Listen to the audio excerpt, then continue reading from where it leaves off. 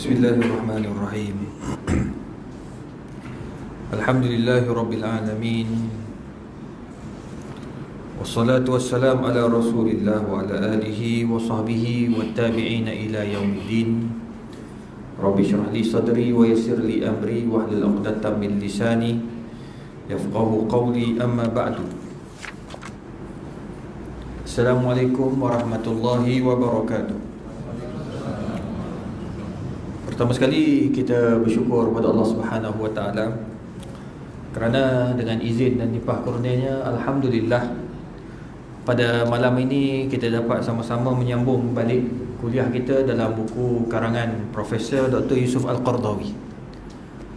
Dan hari ini saya dimaklumkan berita sedih, guru saya Profesor Dr. Nuruddin Atar, yang dikenali sebagai ulama yang dihormati dalam bidang hadis, masa belajar di Syria, ramai kalangan rakan-rakan kami, termasuk Datuk Seri Zulkifli Al-Bakri, mantan mufti wilayah Persekutuan, pernah belajar dengan beliau, hari ini telah meninggal dunia. Sebelum ni Profesor Dr. Wahbah Az-Zuhaidi. Sebelum itu Profesor Dr. Muhammad Said Ramadan Al-Buti. Ramai tuan-tuan, guru-guru telah pergi. Jadi ini menunjukkan bahawa waktu kita pun dah tak lama. Dan antara tanda-tanda hari kiamat, Dhiya'ul ilmi, Allah angkat ilmu. Bukan bermaksud kita jadi bodoh, tak. Bukan bermaksud ilmu tu dah tak ada, tiba-tiba matematik kita tak ingat, bukan. Tetapi Allah yang dimaksudkan, Allah angkat pakar-pakar. Allah angkat ulama-ulama dalam bidang hadis, Allah angkat ulama-ulama dalam bidang tafsir, Allah angkat ulama-ulama dalam bidang fiqh, Allah angkat ulama-ulama dalam bidang sejarah. Hari ni kalau kita tengok, dah tidak ada lagi dah orang-orang macam Datuk Shah Nun Ahmad, pakar dalam bidang sejarah. Tidak ada lagi orang macam Sultan Umar, ni pakar-pakar, orang kata apa, sastra dan sejarah di negara kita. Dan banyak lagi lah kalau nak cerita. Jadi Allah angkat, tidak ada pengganti. Bila tidak ada pengganti, maka akan adalah satu kumpulan, satu zaman yang mana manusia itu dallu fa'adallu, dia sesat lagi menyesatkan. Pertama. Yang kedua, akan dipimpinnya manusia itu dengan orang-orang yang zalim dan juga orang-orang yang bodoh. Na'udzubillah. Tonton yang dikasihi sekalian, hari ini kita sambung perbincangan dalam buku karangan Profesor Dr. Yusuf Al-Qaradawi. Sekarang inilah antara seorang lagi yang namanya dirujuk oleh dunia, iaitu Yusuf Al-Qaradawi. Dan saya dimaklumkan juga tidak berapa sihat. Kita doakan Prof. Dr. Yusuf Al-Qaradawi dipanjangkan umur dan terus boleh menulis. Kalau dulu masa dia sihat, tuan-tuan, masa zaman saya belajar, setiap tahun akan ada 2 buku baru dia keluar. Saya semua buku baru dia saya akan beli. Ni Yusuf Al-Qaradawi. Selain daripada tu, Dr. Wahbah Az-Zuhaidi. Sekarang ni ada saudara dia Muhammad Az-Zuhaidi dekat Jordan, juga menulis, pun dah uzur. Semua ramai uzur dah, tuan-tuan.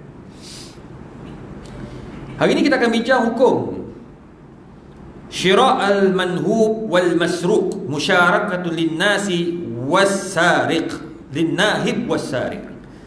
Sekarang ni hukum kita beli barang-barang curi.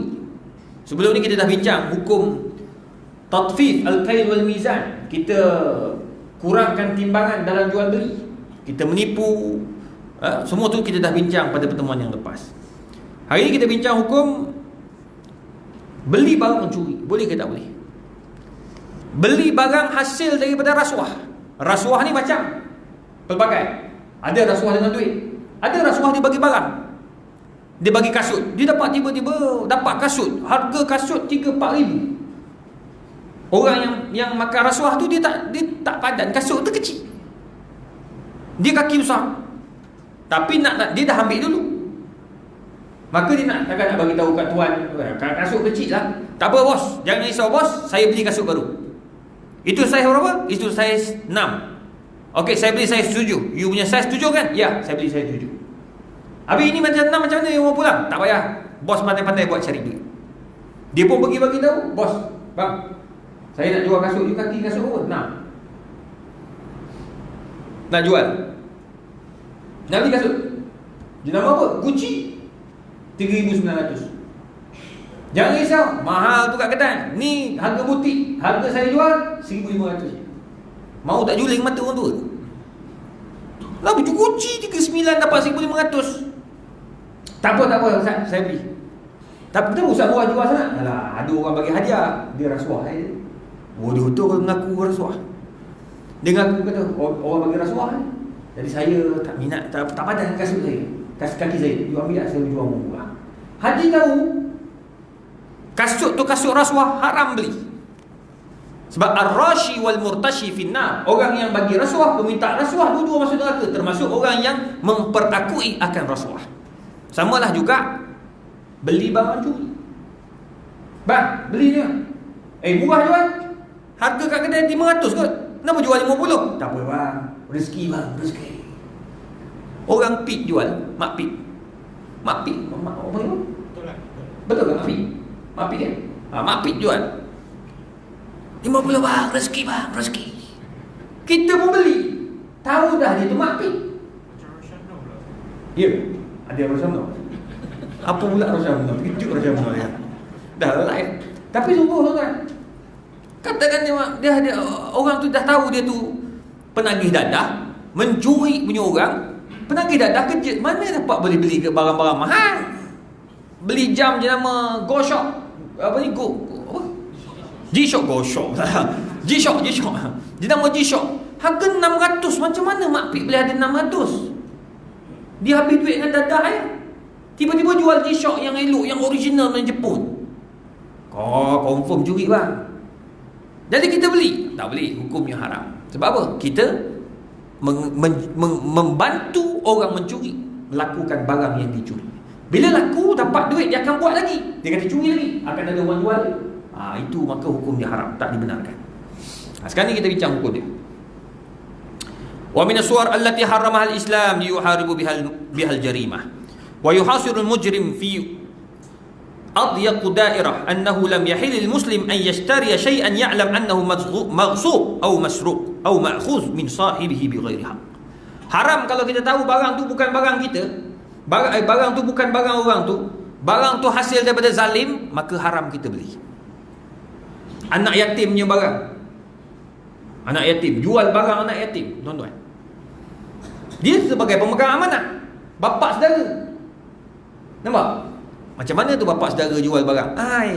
Mak ayah meninggal dunia aksiden, dua-dua orang. Ada rumah tu ada aircon. Rumah tu ada meja, kasut, kursi apa semua. Bapa saudara ni pergi jual. Sekates-sekates dia jual. Itu barang faraid, tak boleh jual. Bang, nak beli bang? Nak beli apa bang? Ni saya jual aircon. Ambil apa? Saya nak jual dua ni 5,000. Angkat. Ni bukan rumah adik bang. Dia dah mati. Habis ni kenapa nak jual? Tak, saya nak jual sebab yalah orang dah mati. Sepatutnya memang benda ni saya jaga.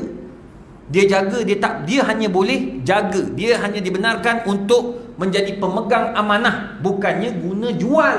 Sebab itu adalah milik ahli faraid. Tu ramai orang salah faham. Macam baru ni ada orang sahabat kita, orang pun makcik. Dia beli tanah, dia nak beli tanah. Tengok dia beli tanah dekat Melaka. Tanah ni ada masalah. Dia jual barang yang bukan milik dia. Abang dia dah meninggal. Tanah tu atas nama abang tu, faraid lah kan. Adik dia ni boleh ambil tanah ni, dia pergi jual dengan sepupu sepapat ni. Kata, ambillah saya jual dengan harga murah sikit, 200,000 je. 200,000 bagi cash. Lepas tu nanti awak berurusan dengan pejabat tanah. Ada orang nak menipu atas angin. Kalau ikut tak boleh. Nama orang lain macam mana kau jual? Nasib baik makcik tu tak bayar lagi tau. Dia jumpa saya, tanya terus. Saya kata tak boleh makcik, ni bukan tanah dia, macam mana dia jual? Tak, dia tu sebagai pemegang amanah. Walaupun pemegang amanah, yang boleh mesti kena ada surat rasmi daripada mahkamah ke, daripada peguam ke, yang membenarkan dia jual. Duit tu masuk dalam akaun peguam, bukan masuk akaun peribadi dia. Sekarang ni bab-bab akaun peribadi kena beringat. Jalan kita bang, kalau silap bulan nak bagi duit akaun ni surau, jangan masuk dia akaun peribadi, masuk dari akaun surau terus. Nak apa-apa, akaun surau. Saya orang nak bagi dana apa yang berikan, masuk akaun Bendahari UKM. Oh, nak masuk fakulti, kena mesti melalui proses yang betul. Tak boleh masuk dengan akaun saya tiba-tiba nanti kan saya bawa keluar. Pertama, dalam pendidikan ada yang dibenarkan. Kalau negara kena masuk direct, memang boleh, tapi LHDN akan anggap itu duit kita. Nombor dua, sebab dia masuk akaun kita. Nombor dua, bahayalah kalau orang nak charge, dia boleh charge lah. Macam kita ni pecah amanah apa semualah kan, guna duit masuk dalam akaun peribadi, tak boleh. Tu kena beringat. Jadi kalau tahu dah benda tu salah, jangan dibeli. Maksud atau masruq, benda tu barang curi, ma'khuz min sahib bi ghairi haq, yang diambil dengan cara yang tak betul. Li'annahu idza fa'ala yu'ayyin al-ghasib aw sariq al-mu'tadi, dia akan membantu orang yang mencuri itu untuk terus mencuri. Oleh kerana itu Nabi SAW sebut dalam hadis yang diriwayatkan oleh Imam Al-Baihaqi, man ishtara sariqatan ay masruqan wa huwa ya'lam annaha sariqah faqad ishtaraka fi ismiha wa 'ariha. Sesiapa yang mencuri, yang membeli barang curi dan dia tahu itu adalah barang curi, maka kata Nabi SAW, yusyarikuha, dia akan bersekongkol dengan perbuatan tersebut. Dia tak mencuri, tapi dia membantu orang mencuri. Itu sebab kena beringat, tuan-tuan. Tapi kalau dia tak tahu, tak apa. Contoh yang tadi saya bagi tadi, mak pit, nampak dia tu pit, tapi sekarang ni tak nampak dia mak pit. Orang macam saya, bang, jual bang. Saya jual macam tak legit sangat. Haji jual, Haji datang jual. Bang, ketuk pintu. Bang, jual lah bang. Apa nama, belilah bang, jam ni saya jual. Tengok, oi, jam Rolex ni berlaku dekat mana? Dekat Warta Bandar Baru Bani. Dulu banyak sekali, saya tahu sekarang ada ke tak, saya dah lama tak pergi kawasan tu. Kawan kita ni, orang Bandar Baru Bani, duduk dalam kereta nunggu isteri dia pergi shopping, beli barang. Tiba-tiba datang seorang budak pemuda, ketuk tingkap, pegang jam. Banyak jam kan, banyak jam dia pegang. Jam tu semua Rolex. Ketuk. Bang, beli bang. Dia jual berapa ratus lah, beratus lah. Dia sebut berapa tahu, tak ingat, cerita lama dah. Beli lah bang. Dia kata, tak mau. Dia tutup tingkap. Ketuk lagi, bang, beli bang. Berapa? Kata contoh 300, 500. Oi, mahal. Benda tipu 500 ke benda? Memanglah jual Rolex tengah jalan, confirm tipu. Jarang jual Rolex tepi jalan kan? Nak masuk butik Rolex tu, pump gun tepi tu.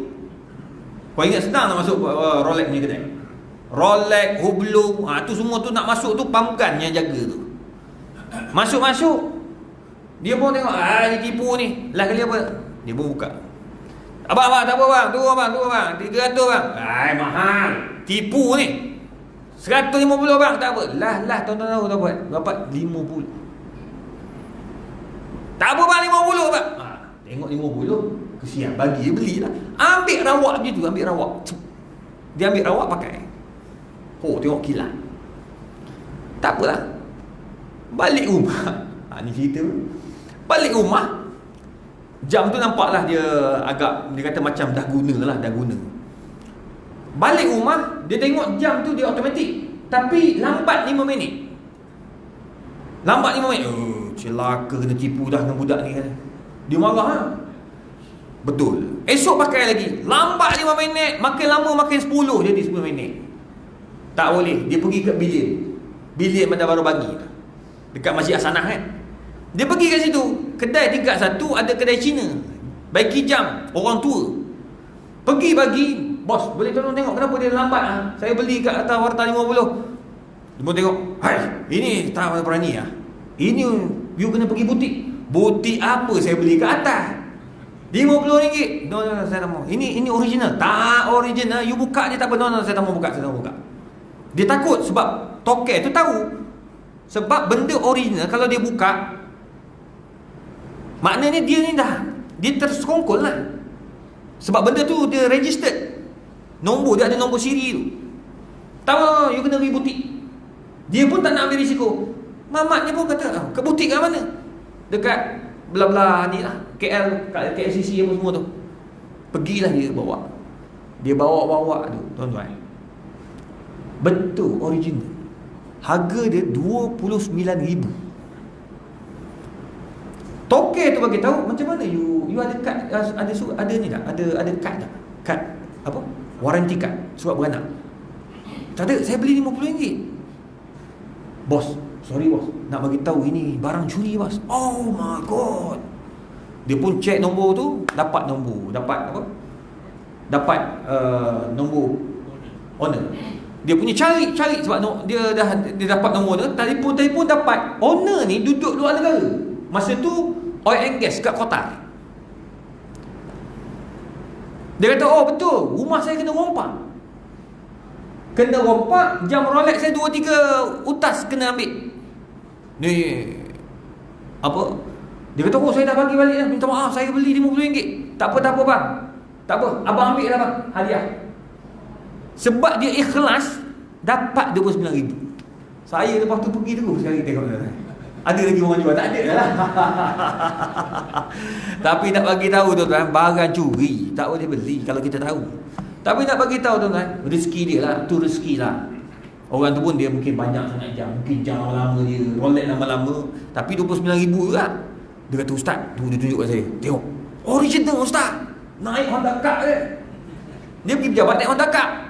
Oh, Rolex original. Siapa tahu? Nah, kalau orang jumpa kat pejabat pun orang kata ni semua tipu ni. Apa ni dekat apa? Chinese trick dia. Kira apa? Betul ori ustaz. Boleh buat faraid. Tapi tu dia tak tahu. Dia tanya, ustaz, saya tak tahu masa tu tak apa ke? Tak apa. Tapi kalau kau tahu, hukumnya haram. Wala yadful ism anhu tulu amad al-masruq wal manhu fa inna tul zaman fi syariat al-Islam la yaj'al al-haram halala. Walaupun benda tu dah lama, cerita ni dia kata, oh saya ni dia beli barang curi ni, barang ni dah lama, tetap hukumnya haram, tak boleh walaupun sudah berlalu 20 tahun. Tuh, tidak ada tempoh. Benda haram sampai kiamat dia akan jadi haram. Wala yasqutu haqqul malik al-asli bitaqadum. Tak boleh kita nak mengambil hak pemilik dengan cara membeli dengan cara begitu. Maka kalau nak, beli cara yang betul. Ya. Cuba macam tuan-tuan, macam inilah nasihat saya. Ramai orang dia tanya saya nak beli barang-barang branded tetapi melalui mudah.com. Kalau nak beli barang mudah.com, yang barang branded kena ada sijil atau ada surat beranak, lebih selamat. Sebab kita khawatir kalau beli barang tu, sebab yang rompak-rompak ni dia akan jual melalui mudah. Sebab tak tahu, dia tak tunjuk nombor ni. Nombor apa? Nombor siri. Dia hanya jual watch only, tak ada box, tak ada warranty card, tidak ada apa-apa. Itu kita confuse. Jadi elakkan. Walaupun benda tu nampak cantik, lebih selamat elakkan. Sama ada kita beli barang curi atau kita kena tipu sampai bila-bila. Takut barang tu tak ori, tapi kita ingat kena tipu. Dah, jangan.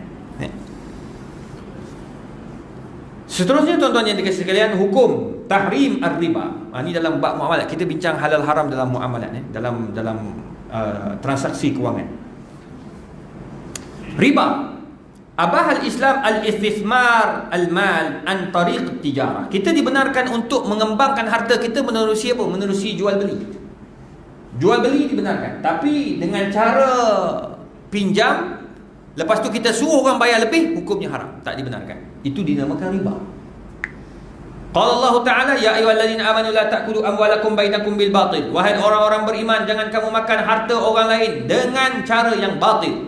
Illa an takuna tijarah, kecuali dengan kaedah jual beli, antaradin minkum, dengan cara kaedah yang dipersetujui.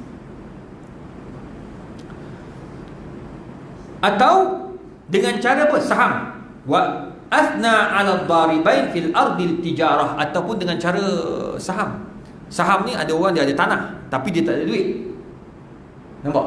Jadi dia bagi tanah, orang lain bagi gunakan duit untuk majukan, untuk tanam musangking contoh. So dia boleh boleh dihidupkan. Untung sama-sama untung, rugi sama-sama rugi. Tapi peratus bagi ikut persen hasil perbincangan antara tim minkum. Itu tak. Tapi ada orang dia buat apa ni tau? Dia bagi pinjam. Ni ada seorang baru ni, dia nak bagi pinjam dekat seorang hamba Allah nak buat bisnes. Orang ni nak pinjam 1 bulan. 1 bulan dia pinjam. Kawan kita seorang ni pula duit banyak, duit cash. Dia nak pinjam 100,000. Jadi dia kata, ustaz, saya nak bagi 100,000 saja itu. Rugi saya orang bisnes. Boleh tak saya bagi kat dia 100,000, tapi saya dah bagi tahu kat dia nanti bayar 104,000. Boleh tak? Riba. Saya tak boleh riba, sebab you tetapkan. Okey ustaz, saya tak tetapkan. Cuma saya akan bagi tahu kat dia. Biasanya orang tu lah, kawan-kawan pinjam, biasa tu pinjam 4,000, 100,000 ni dia pinjam, nanti kan dia bayar 100,000. Lepas tu kan lama sikit kan, lepas dia bagi envelope 100,000, cek 100,000, dia bagi satu cek lain pula, dia kata hadiah 4,000. Dia nak bagi tahu kat orang tu, faham-faham sendiri. Boleh tak? Sama juga, engkau nak bagi helah agar orang tu tahu bayar 104,000. Tak boleh, hukum tak dibenarkan. Sebab mengambil manfaat daripada hutang tak dibenarkan. Tu sebab macam contoh ya, tuan-tuan, tu bahaya kadang-kadang kita tak perasan. Riba ni dia boleh berlaku dalam keadaan yang kita tak perasan. Contoh, saya pinjam Haji punya motor. Saya pinjam duit Haji RM10,000. Haji bagi duit RM10,000. Saya ni nak pastikan yang saya bayar, saya akan bagi apa kat Haji? Bagi barang berharga kat saya, yang boleh dijual. Saya bagi kat Haji saya punya motor. Ji, ni motor saya, ni grant dia. Ambil. Saya cagaran. Saya bagi tahu kat Haji, Ji, saya akan pinjam 2 bulan, nanti 2 bulan saya bayar balik. Lepas tu Haji ni pun saya letak kat rumah Haji, ambil duit balik. Saya balik lepas 2 bulan. Dalam tempoh 2 bulan tu Haji guna motor tu untuk pergi surau. Haji guna motor tu untuk pergi ke kedai. Haji guna motor tu untuk pergi pejabat. Boleh ke tak boleh? Boleh tak boleh? Jarra manfaat. Kita mengambil manfaat daripada hasil hutang yang orang bagi guna.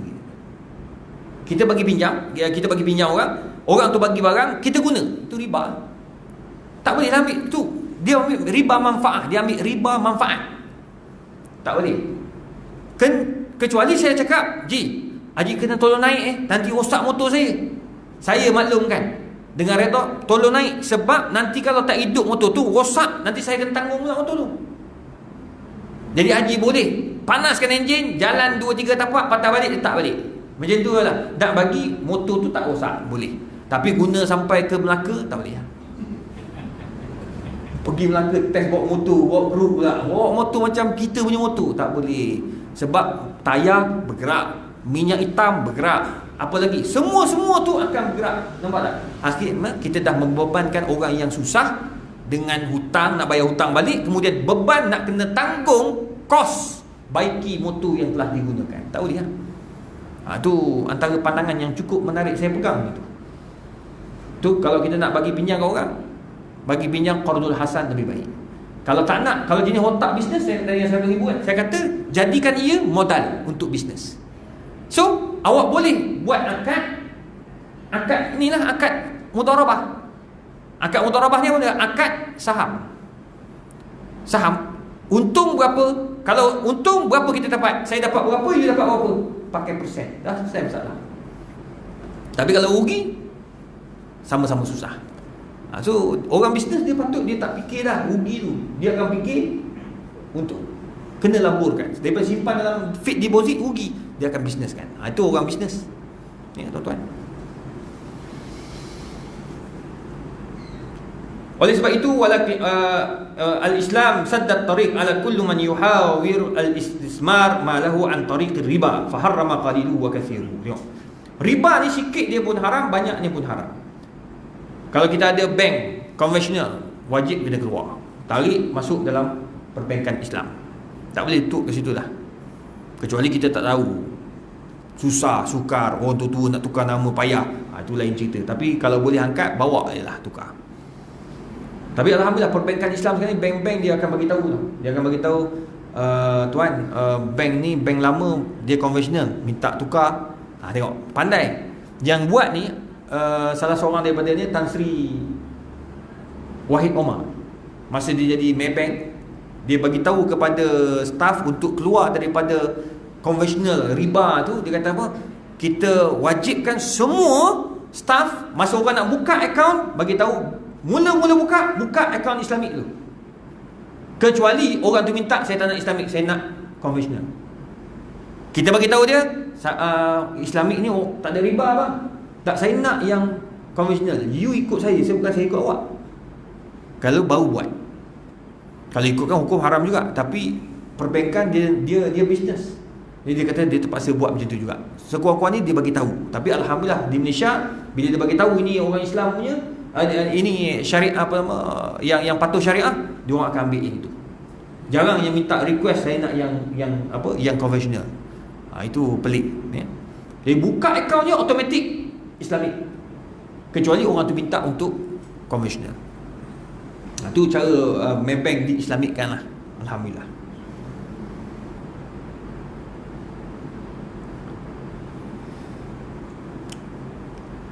Wa'adana Rasul harbahu 'ala riba wal murabbain wa bainal khatarihi 'ala al-mujtama'. Bahayanya riba ni tuan-tuan.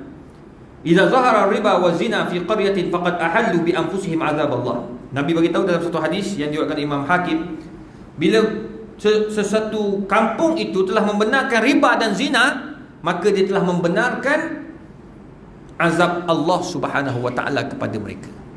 Sebab sekarang macam kita sekarang di Malaysia, alhamdulillah tuan-tuan, harap-haraplah satu hari nanti kelab malam tutup terus. Tadi saya baca dalam satu petikan akhbar, seorang akhbar dalam ni lah, laman sosial. Akhbar tu reporter lah, dia report. Seorang artis perempuan menyanyi terpaksa jual laksa, lebih kurang gitulah.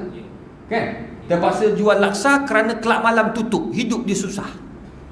Aduh, sedih saya tengok tuan-tuan. Orang Islam ni, saya kata ya Allah, banyak lagi kerja. Tak boleh ke buat kerja lain? Kenapa nak kelab malam juga? Tengok, orang Islam, orang Melayu Islam jadi penyanyi, duduk atas tu berjoget-joget, melompat-lompat. Orang bukan Islam tokel kepada situ. Tengok, kita jadi hamba kepada orang bukan Islam lah. Dah lah hamba kepada orang bukan Islam. Nombor dua, kerja tempat yang haram pula. Gaji tak berkat, tu sebab tak berkat dia. Padahal kalau ikut dah kerja lama jadi sebagai penyanyi kelab malam, dah kaya kan? Tak kaya-kaya juga. Baiklah awak kerja yang bermanfaat. Bawa Grab ha. Saya rasa bawa Grab ni okey lah. Ada dia okey yang geng-geng perempuan, dia tak ada kerja kan, bawa Grab. Sekurang-kurangnya lepas bayar kereta, lepaslah dia bayar rumah, makan, minum, cukup lah. Tapi kena rajin lah. Dia tak boleh bawa Grab 3 jam sehari. Saya naik Grab baru ni, hujan lebat, malas nak bawa kereta. Naik-naik budak muda, engineer kan, engineer kena berhenti kerja. Tahu tak gaji berapa? 31,000. Diberhentikan selepas PKP. Tak ada duit, tak ada gaji. Dah masa PKP tak ada gaji dah. 31,000. Dia kata, ustaz saya berhenti, ustaz tak kena berhenti. Kebetulan kita pun orang muda kan. Lepas tu saya dah kahwin belum? Saya ingat tak kahwin lagi. Rupa anak 5 lah. Anak 5. Ya Allah, anak 5. Isteri kerja, isteri tak kerja. Sebab gaji dah 31,000, nak suruh apa isteri kerja? Isteri jaga anak je. Tuan-tuan, tahu tak apa berlaku? Dia kata dia terpaksa sewa kereta, ustaz. Sewa kereta ni, saya bawa kereta ni, saya sewa. Saya bawa. Satu hari tak kurang 12 jam untuk tanggung anak 5 orang, isteri seorang. Tengok. Itu pengorbanan seorang ayah, pengorbanan seorang suami. Jagalah suami kau. Suami buat macam-macam untuk kita tau, dijaga. Tu bila saya tengok dia punya tu, sedih lah juga kan cerita dia kan. Dia kena berhenti. Padahal tempat saya nak pergi ke satu tempat tu RM8 je. RM8. Kita pun tak ada gamak, bagi RM10 nak minta RM2 bagi tak ada gamak. Kata halal-halal gitu lah. Kita esok, kesiannya ada orang muda kita tak ada duit. Itu sebabnya kita kena bersyukur dengan apa yang kita ada ini. Jangan ada tapi menyombong pula kita. Kita alhamdulillah tuan-tuan, rezeki kita ada. Yang kerja kerajaan, rezeki kerja kerajaan. Yang kerja swasta, alhamdulillah tak kena buang. Tak, yang pencen lagi alhamdulillah.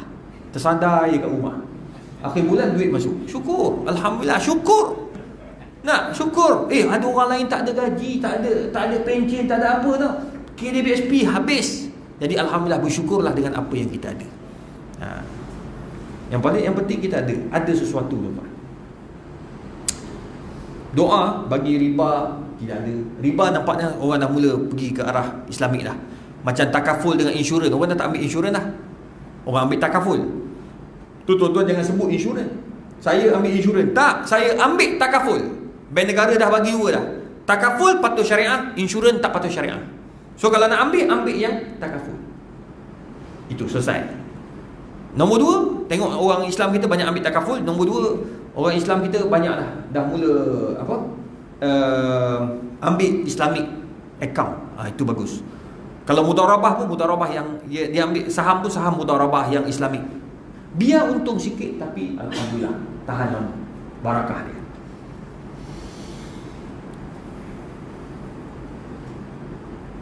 Tengok.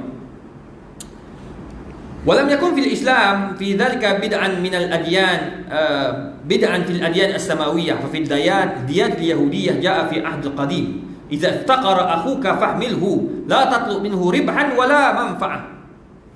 Dalam kitab Yahudi pun dah ada tulis tuan. Zaman Nabi Musa dah ada dah dalam kitab Yahudi. Apabila kawan kamu susah, maka bantulah dia dan jangan diambil daripadanya manfaat atau keuntungan daripada kesusahan orang lain. So bagi pinjam 100, tunggu dibayar 100 lah. Cuma kita tuan-tuan, galakkanlah generasi kita ni, masyarakat kita, bila pinjam bayarlah pada masanya. Sekarang ni saya tengok orang dah mula takut nak bagi pinjam. Kenapa dia takut bagi pinjam? Sebab tak bayar. Masalahnya dia yang pinjam ni orang Islam. Yang lebih parah lagi, timbalan imam. Bukan sinilah, imam lain. Pinjam, kalau tak mampu cakap. Ini tak, telefon tak angkat, WhatsApp tak jawab, biru tapi tak jawab, blue tick tu ada. Lama-lama tak ada blue tick, tak dibaca terus, rupanya dibeloknya kita. Itu macam mana tuan-tuan? Macam mana orang nak jadi ikut sunnah Nabi, bagi pinjam bila orang tu dalam kesusahan. Sedih tuan-tuan, kadang-kadang orang tu buat tak tahu. Saya bagi pinjam ada seorang penerbit TV. Kita baik orang penerbit TV ramai. Dia orang ni bukan senang tuan-tuan. Penerbit TV ni kerja banyak, duit tak ada, gaji terhad. Kebetulan akhir-akhir tu banyak ekonomi teruk sikit. Jadi malam tu satu hari saya tengah makan dengan family, telefon, "Ustaz, tolong Ustaz, saya ni kalau tak bayar rumah malam ni, saya akan kena keluar rumah. Tuan rumah nak datang, dapat 2 bulan dah tak bayar." "Berapa nak?" "1,500 je Ustaz. Saya insyaAllah dapat gaji bulan depan, saya bayar." Saya tengok masa tu 31 hari bulan Mac 29 hari bulan Mac 29 hari bulan Mac 2016. Ingat tu, ingat sajalah, 1,500. Nak masa tu juga, "Tolong Ustaz, kalau saya tak bayar malam ni, esok dia orang akan halau saya." Saya pun tak ada fikir, pakai ni, hantar. Sebelum saya hantar tu, saya telefon kawan dia, bos dia dekat TV. "Ni nak tanya, macam mana you kenal tak budak perempuan ni? Okey tak you kenal?" "Saya kenal, cuma awak kenal baik tak?" "Kenal." "Bagus tak budak ni?" "Bagus, semayang tak tinggal. Lepas tu dia ni orang yang kalau pinjam bayar tak?" Buat masa ni okey. Dia pinjam duit I 100, 200, dia bayar terus." Okey. Dia pinjam 1,500. Okey, don't worry, recommended. Kawan tu, bos dia kata recommended. Saya apa lagi? Transfer 1,500 sebab pegang recommended. Alhamdulillah hari ni dah 23 September 2020 recommended. Tak dibayarnya tuan-tuan. Nombor dah tukar terus. Tapi Allah tu Maha Kaya. Saya ada meeting dekat Pavilion, dekat Mid Valley. Kebetulan pergi kat satu kedai kopi.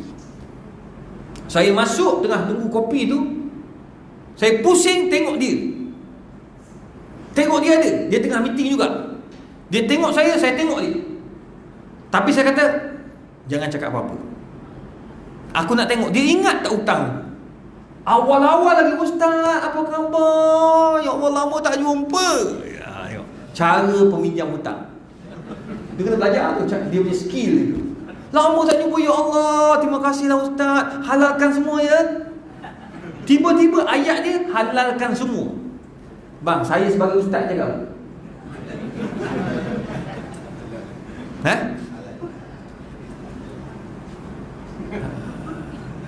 Saya kata, tak apa, silakan. Tak apalah, insya-Allah Allah Maha Kaya. Saya kat gitu je. Tapi dalam hati saya halalkan lah. Saya rasa budak ni tak ada duit. Tapi tak miskin saya kalau dibayar pun. Dia tak bayar. Dan kalau dibayar pun saya tak kaya. Tapi ingat, hari ni kau pinjam duit orang kau tak bayar, suatu hari nanti Allah ajar kamu, orang pinjam duit kamu, orang tak bayar. Saya tahu. Tak apalah, halal lah. Saya halal kan. Oh, Ustaz tak apa, duit ada. Ya, sebab saya ada, saya rasa tak apalah, malas nak fikir-fikir. Kau RM1,000 sampai aku kena stroke buat apa? Tak, kita anggap halal lah. Tapi kalau tuan-tuan rasa tak mau halal, dia diam, jangan cakap apa-apa. Tak, saya takkan halal, Ustaz. Habis macam mana? Jumpa di akhirat. Ada pula orang bagi tahu, jumpa di akhirat, Ustaz tak boleh masuk syurga. Saya kata, kenapa tak boleh masuk syurga? Ustaz bagi pinjam kat orang, orang tu tak nak bayar, nanti di akhirat orang tu cari ustaz, menyebabkan ustaz dia lambat masuk syurga. Ya ilahi, kau ingat cerita kartun ke apa benda? Yang lambat masuk syurga tu dia. Kita dah tolong dia. Apa pula kita pula kena macam-macam cerita je tuan-tuan, cerita dongeng. Dia akan jumpa di akhirat dalam tempoh itu. Tapi nak cari tu, orang tu yang meminjam tu, dia nak cari dalam berbilion trilion manusia, daripada zaman Nabi Adam sampai zaman Nabi Muhammad. Tuan-tuan nak cari izhar, mana cari dalam ramai-ramai. Dekat Mina pun nak jumpa, cari isteri tak jumpa. Terjumpa isteri orang lain. Dah. Cari suami, pegang suami orang lain. Apatah lagi di padang mahsyar, masa tu tidak ada seorang pun berbaju kecuali mereka yang bertakwa kepada Allah. Telanjang bulat semua kecuali orang bertakwa. Allah tutup dengan cahaya. Allah tutup dengan libasut taqwa, dengan pakaian takwa. Tapi ramai orang bertakwa tak jumpa bang. Lah kali neraka tempat dia. Itu sebabnya hutang bayar. Hutang bayar. Tu sebab bila mati pun Allah kata apa? Min ba'di wasiyatin au dain. Harta mati je, hutang dan wasiat selesaikan dulu. Itu dulu. Itu sebabnya jangan main-main bab hutang. Itu sebab sekarang ni Nabi memang bagi tahu, bagi pinjam dan bagi balik. Tapi tuan-tuan, kalau kita ajar, masyarakat kita ajar diri kita orang pinjam tak mau bayar, akhirnya sifat yang Nabi ajar tu tidak ada lagi pada masyarakat kita. Siapa yang bagi pinjam? Ahlong bagi pinjam. Tapi kau pinjam 100, kau kena bayar 300, 200% mungkin dia ambil, 100%, 200. Setiap bulan naik, habis. Akhirnya yang kena ahlong adalah orang Melayu Islam kita. Bila tak boleh bayar, pergi cari PPIM. Sampai bila macam tu? Tu saya jumpa dengan kawan-kawan saya, Datuk Johan, PPIM kan. Kadang dia kata, dia geram juga orang Melayu Islam ni. Dia buat pinjaman tu, cari kita pula nak suruh bantu dia orang.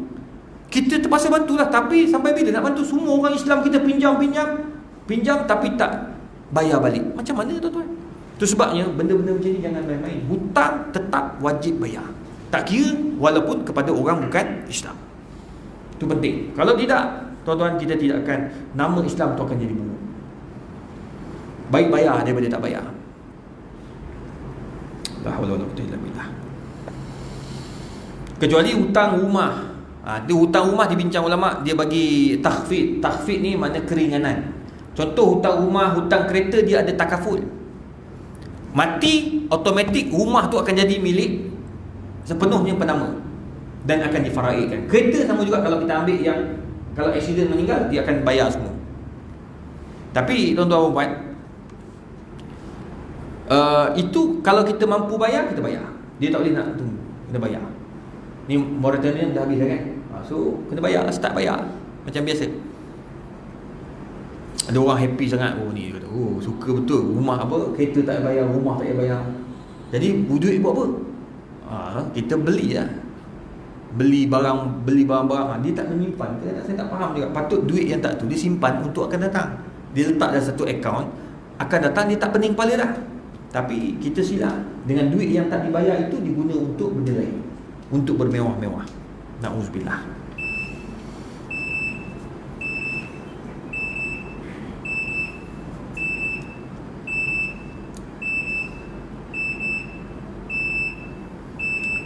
Itu sebab kata dalam kitab tu kata if'alul khairat, dan kita Injil dan kita Injil orang Kristian dia berpegang, if'alul khairat, buatlah benda-benda baik, wa aqridu ghairu muntazirina aidatuha wa idzan yakunu sawabukum jazila. Allah zaman Nabi apa, Nabi Isa lagi dah ada dah dalam kitab Injil tu, dia apa, buatlah kebaikan. Ni pun Nabi buat. Dia panggil qardul hasan, pinjam secara baik. Kau pinjam 100, bayar 100. Kata dalam kitab Injil sebut if'alul khairat, buatlah benda baik, wa aqridu ghairu muntazirina aidatuha. Bila kau bagi pinjam, jangan tunggu dia bayar balik. Tak payah tunggu. Sebab idzan yakunu sawabukum jazila, sebab ia akan menyebabkan pahala yang besar kepada kamu. Ini dalam kitab Injil. Kepada Nabi Muhammad memperakui perkara tersebut. Sebab Nabi kata bagi pinjam, kalau orang tu tak bayar, dia yang berdosa. Tapi kalau kamu halalkan, dia akan jadi sedekah ammah. Selesai masalah. Tapi jangan ambil kesempatan atas orang nak buat macam tu. Mentang-mentang dia tu baik, dia geng surau, kita nak tipu dia, tak boleh. Kena bayar. Kalau boleh bayar sebelum waktu dijanjikan, barulah orang akan percaya kepada kita. Wallahu a'lam bishawab. Baik, saya nak buka soalan.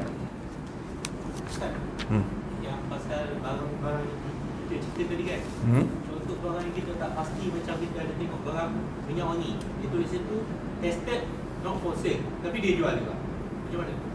Tested not for sale, not for sale, tapi dia jual barang. Dia jual juga. Macam mana? Okey. Dia tulis kat situ tested not for sale. Ni selalu minyak wangi, ya, parfum. Dia ada barang yang boleh jual, ada barang yang tak boleh jual. Kalau kat situ dia tulis jelas tested, untuk test dan bukan untuk dijual, maka kalau ikutkan hukum tak boleh beli. Kecuali dia maklum memang syarikat kata jual je lah, duit tu kamu ambil, tapi kena ada hitam putih. Tu sebabnya kena beringat. Kalau tested tak payah nak ambil. Sebab benda-benda tu yang dia tulis not for sale, tak boleh jual, tetapi orang tu jual. Mungkin syarikat dia tu suruh sedekah, tapi dia tak mau sedekah. Sebenarnya dia letak depan guna semua tu untuk test, tapi orang jual, maka dia kena tanggungjawab atas apa yang dia buat. Tu tak boleh tu, dia pecah amanah kan? Kita pula tahu, kita beli, maka tak boleh. Beli pula dengan harga yang sama, lagilah dah cerdik. Selalu ni dia akan kurangkan dalam RM50. Kita beli benda yang tak boleh beli, tak boleh jual. Macam mana tuan-tuan? Itu sebabnya benda tu biar jelas. Kalau tak boleh jual, tak boleh jual. Tak boleh beli. Kalau tak boleh jual, tak boleh beli. Jadi macam yang tadi tu, tak payah beli. Tak payah.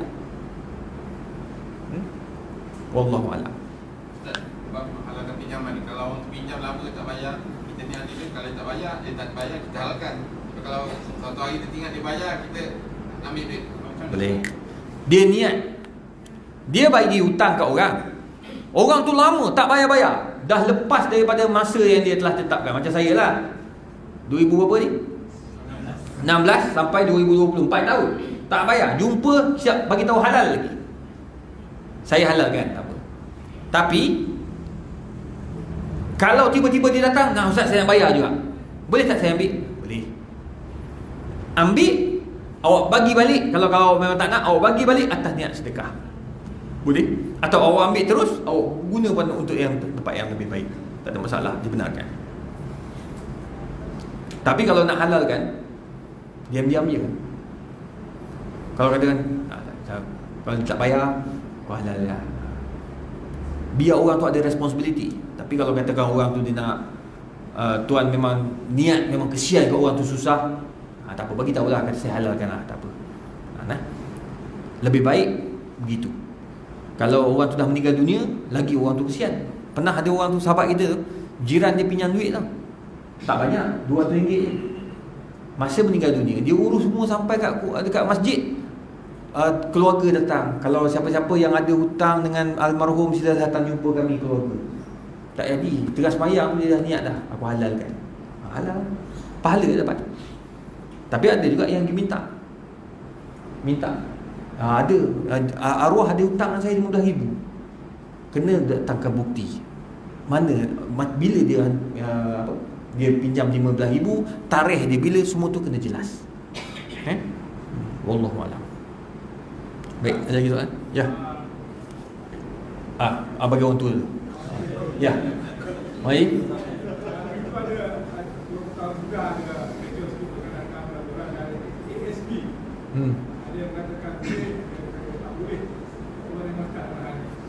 ASP dah difatwakan oleh mufti-mufti bahawa ia adalah harus. Dia bukan halal, harus dibenarkan atas dasar-dasar tertentu. Maka boleh, tidak ada masalah. Cuma bila dah disaburkan tu, dapat keuntungan saham, apa nama, keluarkan zakat. Masa nak keluar nanti, keluarkan zakat. Ada ASP? Ada, jangan risau ni. Nanti kalau keluar, jangan lupa bayar zakat. Tu je lah. Nak macam mana nak keluar? Nak bayar zakat, katakan Haji ada RM200,000, Haji keluarkan RM50,000. RM50,000 tu sebelum guna, RM50,000 tu tolak terus 2.5%. Zakat selesai, baru guna duit tu.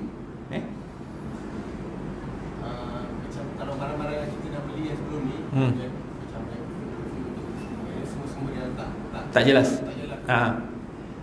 Kita nak buat apa dengan kalau yang masih ada lagi? Kalau benda yang dah ada, dah beli dah siap-siap, afallahu amma salah, pakai dah sampai habis. Lepas ni jangan beli lagi lah. Saya pernah kena dapat kain IOI, on the way balik IOI malam dah pukul 10, dah tutup kan kedai. Tiba-tiba datang orang pakai beg, bawa beg, dia kata tu nak jual.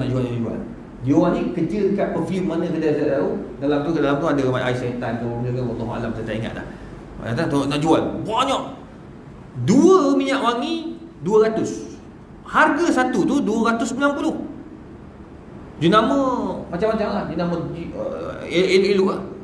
Saya kata nama murah kan. Dia kata ni tester, not for sale. Tapi kita sebagai ejen, kita dapat dia syarikat bagi. Saya tak ambil. Awal-awal saya kata tak. Saya tak berminat sebab ni not for sale, kat tu jual ni. Lepas tu awak jual punya, awak buang dulu not for sale baru saya beli. Nah, sebab not for sale. Sekarang ni saya dah nampak. Kalau tak apa, saya buang sekarang, tak boleh. Aku dah tahu. Lain kali nak kau datang jual. Apa benda lah budak-budak ni. Dia nak menjual. Kadang-kadang ada betul. Dia dapat macam syarikat bagi, okey ni, ambil ni lebihan kan, yang untuk sepatutnya habis bulan ni tak habis. Dia suruh okey, bagi kat dia punya ejen sebagai hadiah, kau orang jual sebagai bonus satu. Dia orang nak jual. Dia nak jual, bila sampai kat kita tengok not for sale, tak boleh beli. Kecuali dia dah tahu, dia dapat dah benda tu halal, betul, dapat daripada pihak syarikat, dia kena buang not for sale tu. Kalau boleh buang, kalau tak boleh buang, pakai sendiri lah kan? Kalau kita orang Islam, memang tak boleh beli, sebab benda tu tak boleh jual. Tapi kalau Haji dah beli, dah pakai banyak dah, habiskan lah. Bertaubatlah selepas ni. Sama lah, pakai je. Tapi ada ke not for sale kasut? Tak, semua dia tak kasut juri ke kan? Mana hantar kasut juri? Kalau kita tahu lah. Kalau tahu. Kalau dah beli baru tahu kasut tu kasut curi. Dia tetap haram. Tetapi kalau tahu siapa pemiliknya, wajib pergi jumpa pemilik tu. Kalau tahu, tak boleh pakai. Dah tahu dah kasut ni kasut curi. Okey, dah pakai. Lepas tu kita tahu pemiliknya. Katakan orang yang jual tu saya, you dah pakai dah setahun, kasut tu dah tinggal separuh dah, dia tak pakai lagi. Saya pun beritahu, bang, minta maaf bang, saya dah taubat bang, saya dah jadi geng masjid bang. Kau pun terkejut, apa pasal? Abang ingat tak saya jual kasut ke abang tu? Kasut apa? Belly tu yang saya jual tu, saya jual murah kat abang 800 tu. Bang, saya curi bang, minta maaf bang. Saya curi bang, minta maaf bang, saya minta maaf, saya tobat bang, tapi saya nak bayar balik duit bang, 800. You kena tanya, you orang curi kat mana? Tu rumah merah tu. Haji wajib pergi ke rumah merah. Pergi, Assalamualaikum bang, kenal kasut bang? Kau curi? Bukan, saya beli daripada mamat ni. Saya beli dengan harga yang murah. Saya beli 800 bang. Saya minta maaf, saya dah pakai. Macam mana? Sebab saya dah bayar kat budak tu. Jadi bincanglah. Wasyawiruhum fil amr. Dia pun mesti, tak apalah abang, awak tak tahu kan, tak apalah, halal lah. Dia pun akan halalkan dah setahun kan. Kalau baru pakai 2-3 kali, pergi hantar. Saya dah bayar dia 800. Boleh tak abang bayar duit balik? Duit saya balik. Saya dah dapat balikkan kasut abang ni. Selalunya kalau dia kata 800, kau pakai lah. Dia pun tak nak kan. Selalunya begitu. Budak ni memang takkan apa tak. Tapi selalunya jaranglah kita dapat tahu itu kasut curi. Ada orang tanya, ustaz, boleh tak saya beli kasut bandel, seluar bandel? Sebab tak tahu. Tak dia curi kat US, mana tahu. Benda yang kita maghaba anna la nas'al anhu. Benda yang kita tak nampak, tak perlu kita kaji sampai mendalam. Pergi kasut bandel, tanya, surat beranak bandel ni mana? Ni siapa punya? Siapa adik-beradik dia? Ada tak nombor telefon pemilik kasut? Dia tak payah. Baik kau jual bandel je gitu. Tak payah tanya. Beli je, tak apa. Anggaplah orang tu beli untuk menjual. Tapi kalau dah tahu, kena ambil yang tadi lah. Kalau kita tak tahu, dia bagi tahu curi, tapi kita tak tahu siapa, tak apa. Anggap kita beli, kita tak tahu. Afallahu amma salaf. Wallahu a'lam. Saya rasa cukup sekadar tu. Ada satu soalan. Soalan. Apa hukum tersewa rumah yang kita tahu hasil daripada duit rasuah? Bukan rumah tu kata dia beli rumah tu dengan duit rasuah sepenuhnya cash. Dia nak sewa kita lah. Bagus tu rumah ni. Tu rumah dia mengaku pada orang yang menjual ni, orang yang nak sewa rumah dia ni, "Dik, saya nak sewakan rumah ni. Berapa bang?" "Murah je, 1,500." Okeylah. Ni rumah ni abang beli tu masa abang kerja kerajaan tu, abang mau rasuah. Dia mengaku je. Contohnya, dia mengaku saya beli cash rumah. Abang rasuah. Dengar dia beli rumah hasil rasuah, dia nak sewa kat kita rumah tu, haram kita menyewa rumah tersebut. Sebab kita tahu. Kecuali dia baru nak cerita, haji tutup dulu. Dah. Saya tak mau tahu semua tu. Saya tak mau tahu. Saya nak tahu rumah ni nak sewa ke tak. Tak payah cerita sejarah si rumah ni. Tak payah cerita. Itu lain cerita. Ini tak pergi tanya buat apa. Beli ni duit halal ke duit haram. Tak boleh. Sama macam orang buat makan. Orang buat majlis makan, tuan-tuan tak payah tanya lebih-lebih. Jangan pergi tanya tuan rumah, "Assalamualaikum, buat makan duit dapat mana?" Wajar betul. Dah lah dah tahu bahawa orang nak makan, lepas tu tanya pula duit dapat mana. Tak boleh gitu. Makan je. Benda yang tak perlu tanya, jangan tanya. Kecuali dia mengaku iqrar min sahibil mal. Pengakuan daripada pemilik itu. Sekarang ni dia mengaku, memang tak boleh duduk. Minta maaf, cakap kat dia, "Minta maaf bang, memang saya tak boleh duduk abang. Sebab saya dah tahu duit ni, beli rumah ni daripada duit haram. Saya tak tahu." Lepas tu terus nasihat dia, "Bang, saya nak nasihatkan abang satu. Maksiat jangan diwawarkan. Saya tahu abang dah taubat. Abang beli pun abang rasa taubat dah kan. Lepas tu abang tak nak dah. Lepas tu abang nak guna duit rumah tu, abang nak guna sendiri. Abang tak cerita ke orang. Abang diam-diam je bang. Sewa je lah 1,500. Tak payah cerita ke orang. Tu okey, abang tarik balik. Sewa lah, tak boleh lah, sebab awak dah tahu. Awak pergi sewa kat orang lain lah pula. Abang pergi sewa kat orang lain, insya-Allah jangan cerita je. Kalau abang cerita, habis lah. Orang tu pun berdosa mengambilnya. Sekarang ni abang tanggung dosa seorang-seorang. Lepas tu abang taubat, Allah akan ampunkan dosa abang. Tu lah nasihat tu. Tu cara dia. Jangan kita kata, jangan maki pula. Patutlah lahanat. Habis bergaduh pula kat situ. Jangan. Dia kadang-kadang orang ni dia nasihat kasar, tuan. Jangan kasar. Nasihat ni dia perlu dengan hikmah. Walau kunta fazzan ghalizal qalbi lam faddu min hawlik. Macam kita nak nasihat orang dalam Facebook kan. Jangan kutuk kuat-kuat sangat. Agak-agak nasihat dengan hikmah. Lama-lama orang tu taubat. Nah, wallahu a'lam. Cukup sekadar tu. Apa yang baik daripada Allah, yang kurang daripada saya sendiri. InsyaAllah kita sambung pada bulan hadapan. Wabillahi taufiq wal hidayah. Assalamualaikum warahmatullahi wabarakatuh.